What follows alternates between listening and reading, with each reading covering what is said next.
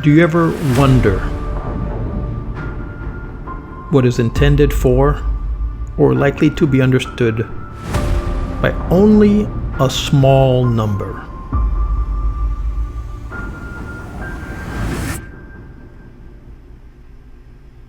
The traditional beliefs, customs, and stories of a community.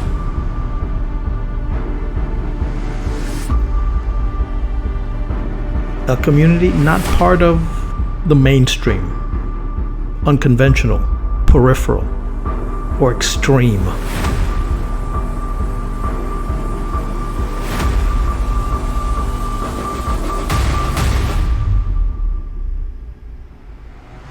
Part of an anthology, a published collection of poems or other pieces of writing.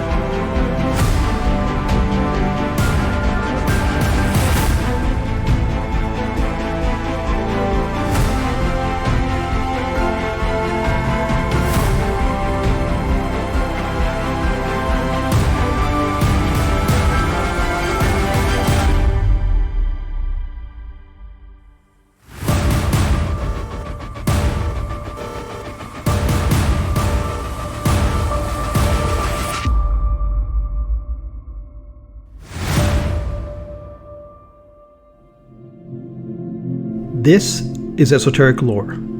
I'm your host, Edward Aponte, where I push you to ponder the fringes of folklore. Trauma. What is trauma? Trauma refers to a deeply distressing or disturbing experience that can have lasting emotional, psychological, or sometimes physical effects on an individual. Trauma can be caused by a single event, a series of events, or an ongoing situation that overwhelms a person's ability to cope. Common examples of trauma include accidents, natural disasters, abuse, war, or witnessing violence. There are three types of trauma. 1. Acute trauma. This results from a single overwhelming event such as car accident, physical assault, or natural disaster. 2. Chronic trauma. This involves repeated or prolonged exposure to traumatic events such as ongoing abuse, bullying, or domestic violence. 3. Complex trauma.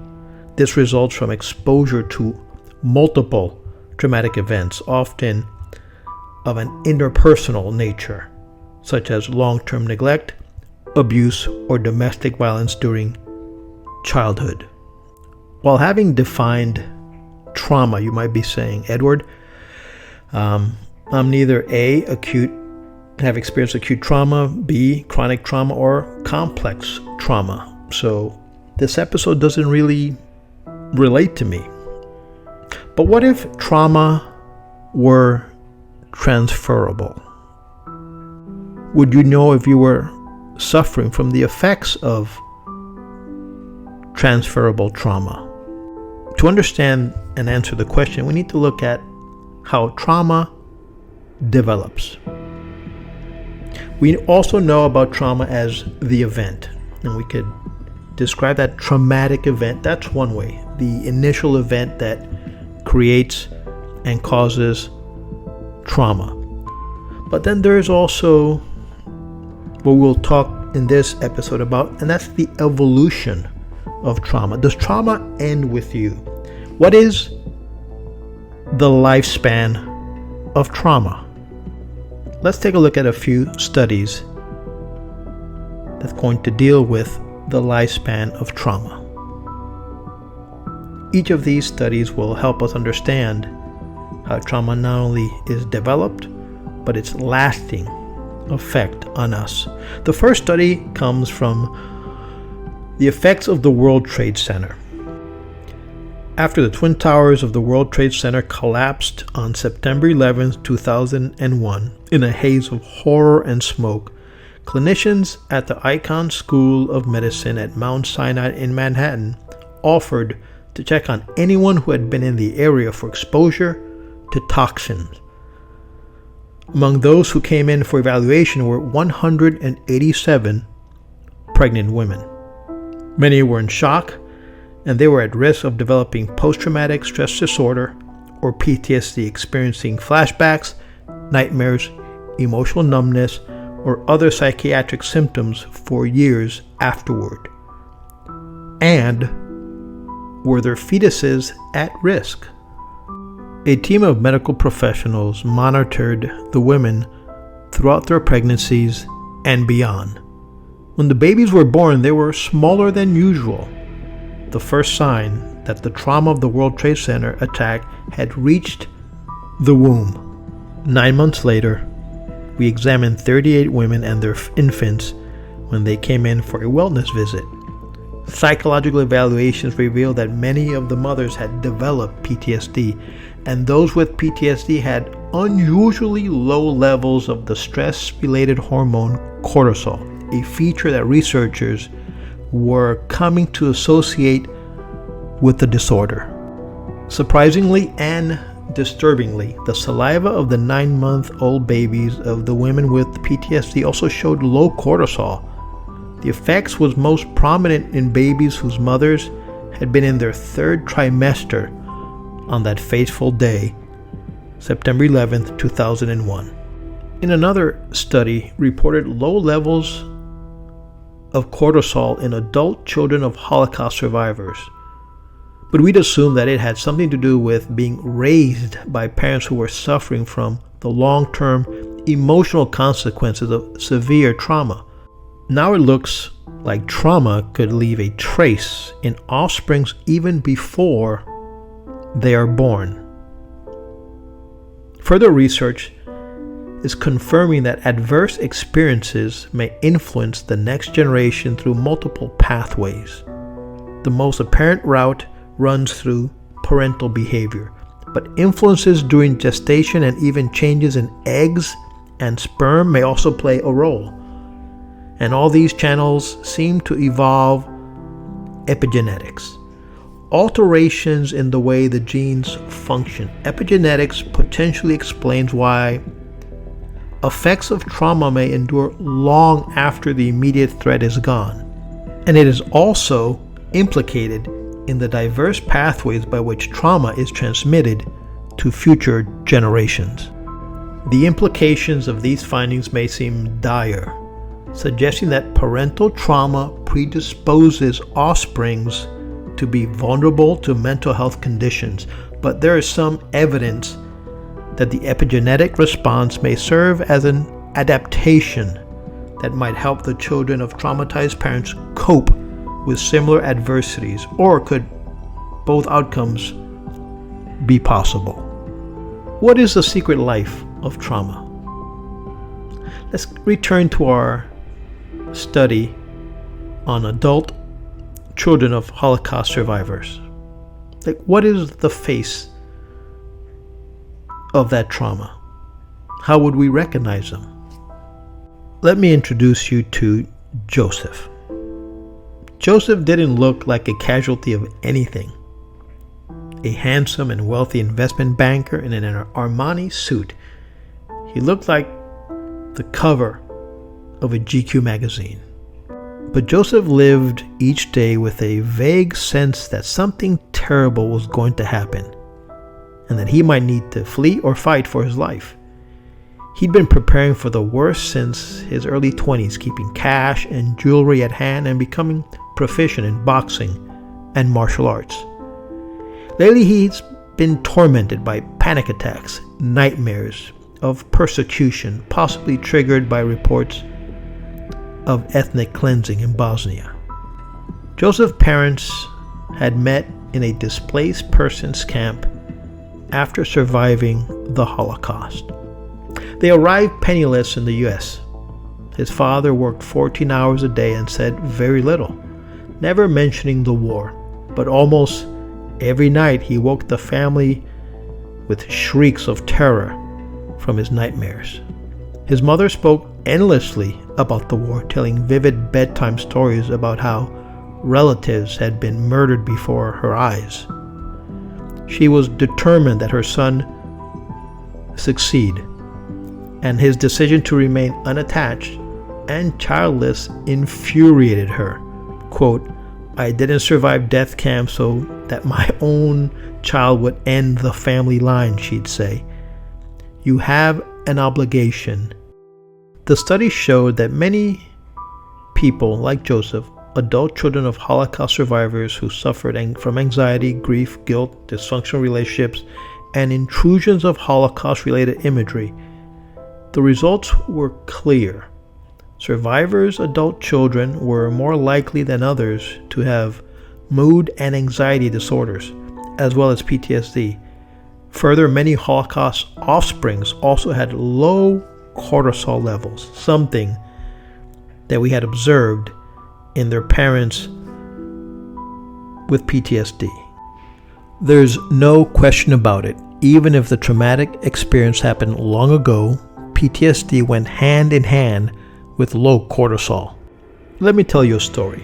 The study comes from a book entitled "It Didn't Start With You" by Mark Woolen.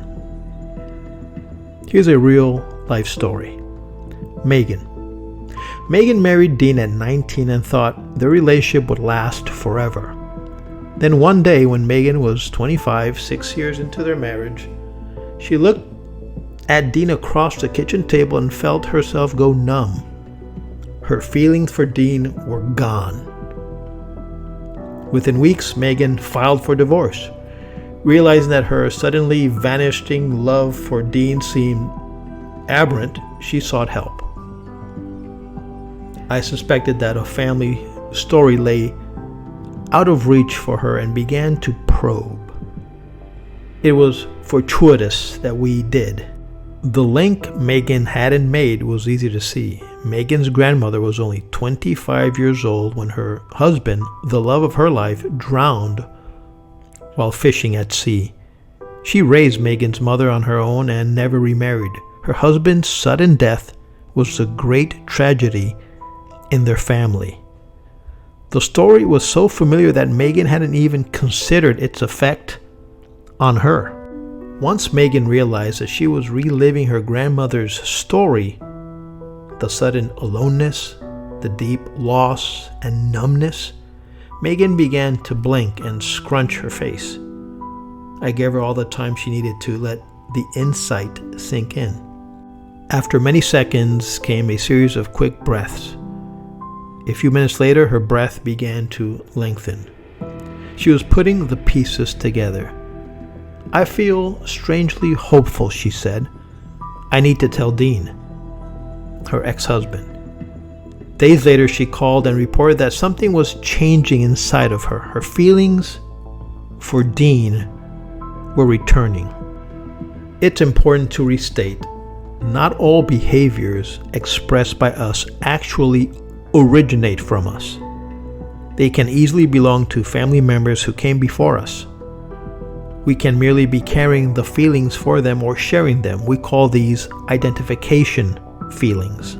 Megan would have been at her wits' ends for the rest of her life, if not for the insight offered by her psychologist.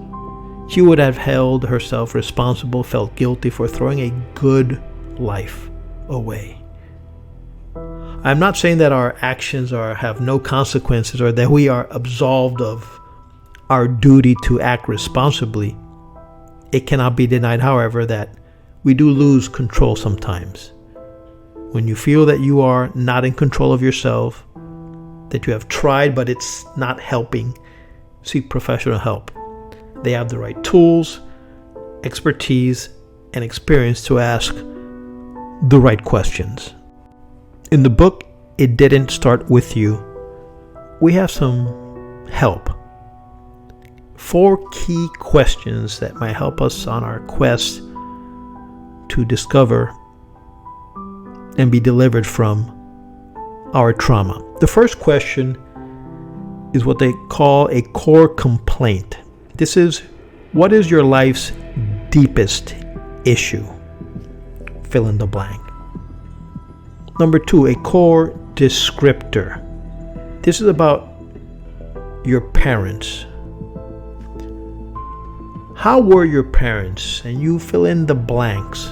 My mother is or was blank. I blame my mother for, fill in the blank. Your father. My father is or was blank. I blame my father for blank. So this is the core descriptor of your parents, their influence and your belief about them. The third question is a question of what they call the core sentence. And here you ask and answer, what is your worst fear? And you want to use either I or they in your response. What is your worst fear? And then finally, the core trauma. The core trauma asks the question, who did I get this from? And once you identify what it is that the trauma is, who did I get this from? That's the final question. But put together, these questions provide a roadmap for healing and self-discovery. Once the secret life of trauma is exposed, then your only recourse is twofold: applied compassion and, more importantly, applied forgiveness. You do those two things and you're on your way to healing. If you like this video, please subscribe, share, and give us a thumbs up. Thanks for watching. See you next time.